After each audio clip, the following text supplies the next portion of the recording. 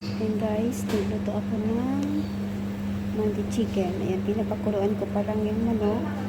Ayan, hintayin natin na maluto siya. Ayan.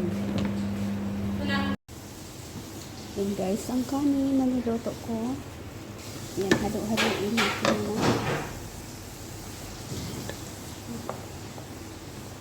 Ito ang rice ng mandi chicken.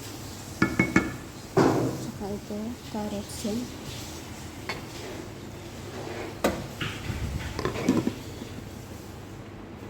Tapos may nilagay akong manok dito.